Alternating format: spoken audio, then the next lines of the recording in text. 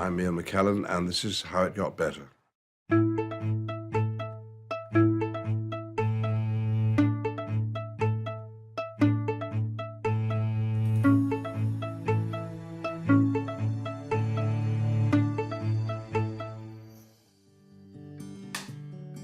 I was born 2 months before the Second World War started in the north of England. I was brought up in a little northern coal mining town called Wigan. My father was a civil engineer. My mother gave up her job as a secretary to look after my sister, who was 5 years older than me.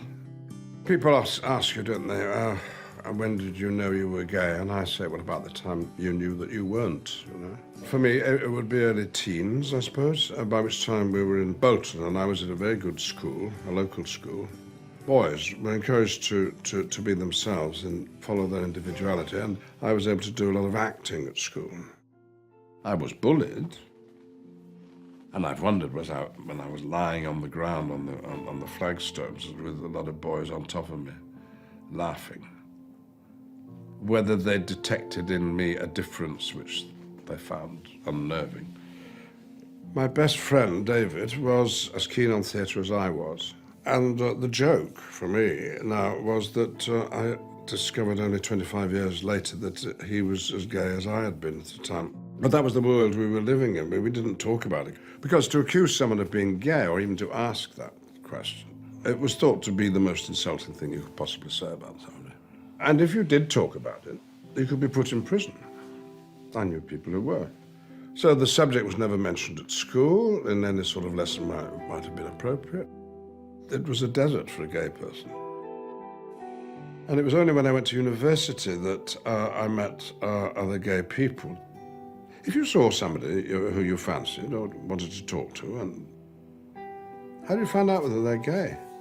It was nudges. It was the prolonged handshake, the look in the eye. The language and attitudes of today just didn't exist. But it didn't stop me enjoying my life and having fulfilling relationships with other people, because in my circle there was no secrecy. And I started relationships and lived with other men quite openly. And then I fell in love, and I had sex, and I sort of understood myself for the first time, and then went into the theatre.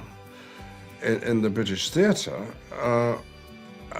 individuality, of course, was celebrated. There were other gay people, all of them, what would the word, I suppose, closeted or discreet. I mean, nobody gave an interview and said they were gay. I'd thought that if I were to talk about it in an interview, because there are always opportunities, that it might affect my job prospects. You know, if people knew that I was gay, that they wouldn't want me to play Romeo, for example. And my friend, the writer and actor Simon Callow, who had been out at university and therefore when he started acting was completely out, and in every interview that he ever gave, he talked about his sexuality, and no newspaper, no magazine would ever include that bit of the interview. Nobody talked about being gay. The change came, I suppose, with AIDS in the early 80s. And suddenly, in order to discuss how the virus, HIV, was communicated, you had to talk about people having sex. Once sex was being discussed in the papers that had refused to discuss it before, I mean sex between men, individual voices could be heard, and there was a sense that there was a machine beginning to ratch up. But nobody ever suggested to me that I should come out. How would I come out? Well, by announcing it publicly. As I say, I was not living a lie. I was avoiding talking about it in certain situations, but I thought this is just how one behaved. When Mrs. Thatcher's government introduced a new law called Section 28. Using language from the deep south of America, they said it would be illegal to promote homosexuality in any school in the country to protect our children. familiar argument. You protect your children, gay or straight, by never talking positively about what it is to be gay. I was so appalled by this when I heard of it. I joined in with groups who were vocally explaining why this was an unjust law. And in an argument, or debate rather, on BBC radio, I came out and said I was gay.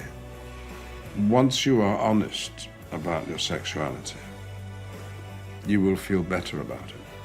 But there was a stepmother, aged 80, who I had to tell. She said, well, I've known that for 35 years. And my sister said something similar, that they had wanted to talk about it, but didn't, because it looked as if I didn't want to talk about it. The relief that had all gone. I felt better about my life because I was enjoying it. I was doing something positive. So once I'd come out on that program, I'd become a sort of poster boy for the emerging gay rights movement in the UK.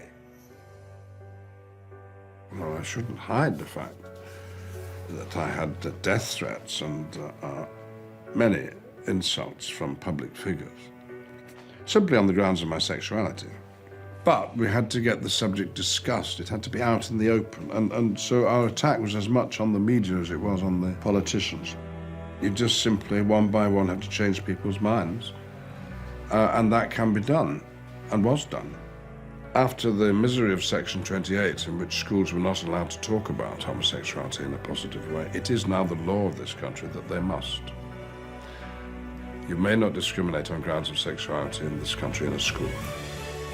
But when you go to a school which is taking seriously their responsibilities under the law in this regard, you find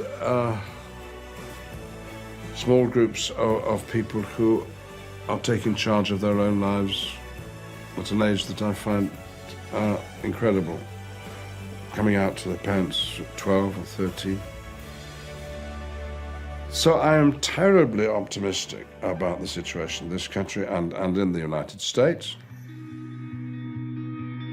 And if you're starting on the journey of coming out, you don't have to worry what people think, because most people would think, here's a brave person, here's an honest person, here's an admirable person, here's a person who wants to be open.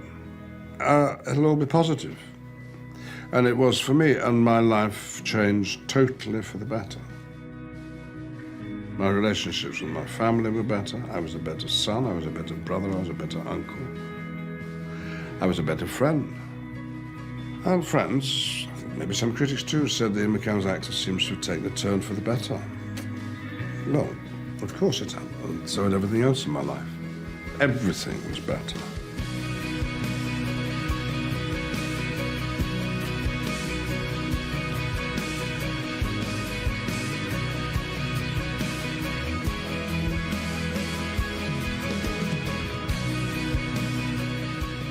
Gay used to mean a prostitute as well as being just happy. But anyway, gay. We don't have closets in this country, we have cupboards. Come out of the cupboard there, that suddenly is a phrase that makes you feel absolutely horrible, because you can't live in a cupboard. You see.